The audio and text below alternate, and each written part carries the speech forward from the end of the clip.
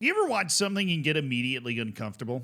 Besides, like every video on this channel. Now, this is the first time I saw this, I was like, damn, that's kind of messed up. The second time I saw this, I was like, that, like, I feel like this is funny. And then the third time I watched it, I was like, wow, I feel like I shouldn't be watching this. This is sad and kind of a little uncomfortable. But I don't know if it's any of those three things. It was most importantly just weird and a good stopping point, a good example of how much footballers are defined by their careers and how much it kind of it stays with them. Right. This is Asamoah Gyan, which if you don't know who Asamoah Gyan is, then you need to get your ball knowledge up a little bit because he is the legendary all-time leading goal scorer for the Ghanaian national team. He's also the guy that missed the penalty that could have sent Ghana to the semifinals, which at the time, this is in the 2010 World Cup in South Africa, at the time would have been the first African team to make a semifinal. This is the whole Luis Suarez handball forces the penalty kick that Gyan's not able to score. But besides that, Asamoah Gyan had a wonderful career for Ghana, and he played all over. He was kind of a bag chaser, which I never blame those types of players. He played at like Al Ain in UAE, played at Sunderland for a little while, played at Udinese in Italy. But he ended up all over, played for 18 years, made an absolutely metric fuck ton of money playing all over for those 18 years and scored a bunch of goals for Ghana, right? He's somebody that is a streets will never forget type player because he didn't play for a decade at, PSG or Bayern, right? But he was still somebody that showed up at the World Cup or Africa Cup of Nations and would beat guys that played for those types of teams. He's somebody that would go to the UAE and score 25 goals a season and make, 7 million pounds a year and be perfectly happy with that. But we are not here to rehash what was a very successful career for Asamoah Gyan. We're here to discuss, in a very serious way, his Instagram Live. Because earlier in December, Asamoah Gyan, I'm just now hearing about it, right? He went on Instagram Live, and it was weird. It was just real weird. Okay, it was very, very weird. This is a clip. Somebody recorded it for YouTube. Shout out to Frank Kamal Widman here. This is a clip from it, and this just gives you like a general idea of what was going on, right? No.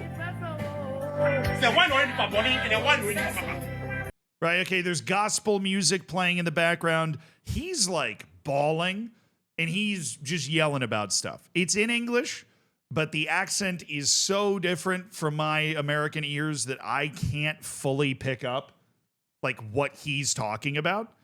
But fortunately, the GhanaWeb.com, the Ghanaian news site here, they did translate it, and so did this post. But the first part of it is Asamoah Gyan has issued a stern warning to fans and citizens, urging them to refrain from speaking ill of him, adding that there would be consequences for anyone who did so. Now, I will say I understood I watched the whole video. I understood part of it, and it was basically him saying repeatedly, right, that he was a good person and that all like they would see and all these people that try and drag him down. But then the post that I found, it sheds kind of more light into why he apparently was ranting and raving about this on an Instagram Live to like 300 something people here. He said, when the penalty miss happened, referring to that penalty miss in 2010, I was getting abused and called names because others said I should have left it to others. Why didn't the others step forward to take it? They were afraid. Cowards. I will say it. They are cowards. Bold stance to take here. To call all of your former teammates cowards for not taking that penalty. To be perfectly honest, if you watched that 2010 Ghanaian national team, which I did because they beat the United States in the knockouts, so I was watching them a lot.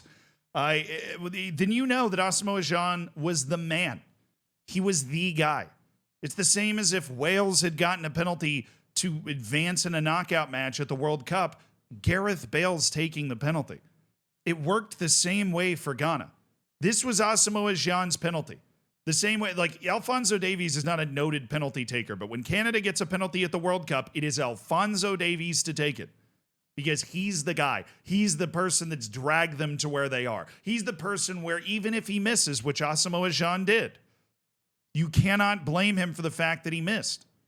Because without him, you wouldn't have been there. It's impossible to argue you would have been there without him. Because he's the person that has the gravitational pull, the star at the center of the team. Right? That is the person that you want to be able to step up to take that shot in that moment. So all this whole thing, the first time I read it, I was like, oh, this is weird to me. Right? Because why are you going to call everybody else in your team cowards when they would have been called, they would, why the hell are you taking the penalty from Asamoah Gyan? It should be Asamoah Gyan. But I think most importantly, the people that have been dumping apparently on Asamoah Gyan continuously for 14 years, now 15 years, you got to lay off. The guy's retired. He's been retired for a couple of years. It was 15 years ago. Sorry, 14 and a half years ago. Right, that this was happening. And the fact that 14 and a half years ago, and he's still on Instagram Live, like crying, singing gospel songs, trying to process how brutal it was for him to miss that penalty. Like, I get it. You're a fan, you're watching your team play, and somebody shanks an easy chance. You shit on him. Everybody does, right? You're sitting on the couch, you look at your friend, you go, God, he sucks. Right? But you don't say it to him because there is a huge line to cross between having that natural fan reaction and, I don't know, DMing Asamoah Gyan, or when you see him in person being like, man, you should have made that penalty or whatever. That's a whole step forward. You don't think he wanted to make it? You don't think Asamoah Gyan was the guy carrying the freaking flag for Ghana, especially at that point. He's the all-time leading goal scorer. Right? You like, besides the fact that you go, God, I really wish he'd made that, to abuse him and call him names and whatever he's saying happened. But again, I don't necessarily know exactly what happened because he doesn't articulate himself particularly well over the course of this Instagram Live. Which brings me to the last feeling I had watching this. That obviously a lot of these takes are crazy, calling all of your teammates cowards, the fans doing this to him, but the longevity of this fan abuse seems to have built up to a point that you just need to press the big red button that says therapy. Sports therapist.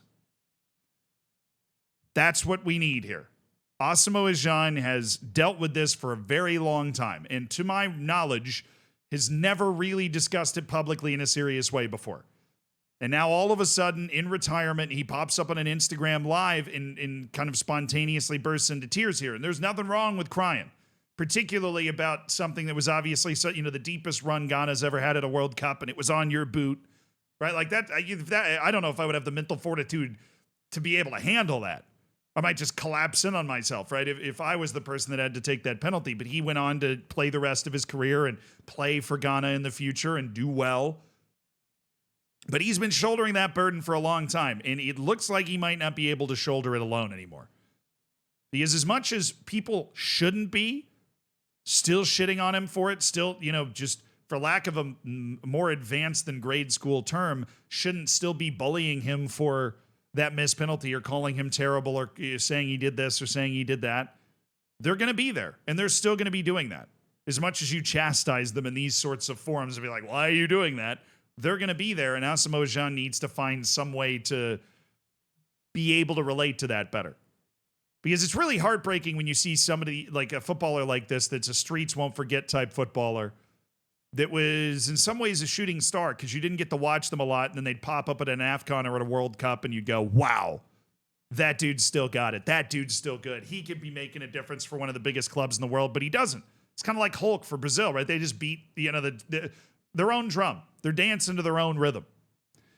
And Asamoah Gyan, this is probably the longest I've ever watched him talk at any point, was watching this recording of this Instagram Live, is just struggling to deal with the pressure of what he went through. And I hope that he's able to find appropriate help or find the peace himself to kind of process that better. Because this was definitely a bit of an unhinged Instagram Live. And if you're one of his teammates, I really wouldn't take it personally, because I think all of this kind of comes from just him still struggling to deal with that one moment. It's got to be tough to be in a profession where that one moment can define essentially your entire life. And this shouldn't define Asamoah Gyan's entire life, but the way this Instagram live kind of went, it seems like it is right now, and that's just not a good thing. You hate to see it. A nice somber reminder of the type of pressure these guys deal with.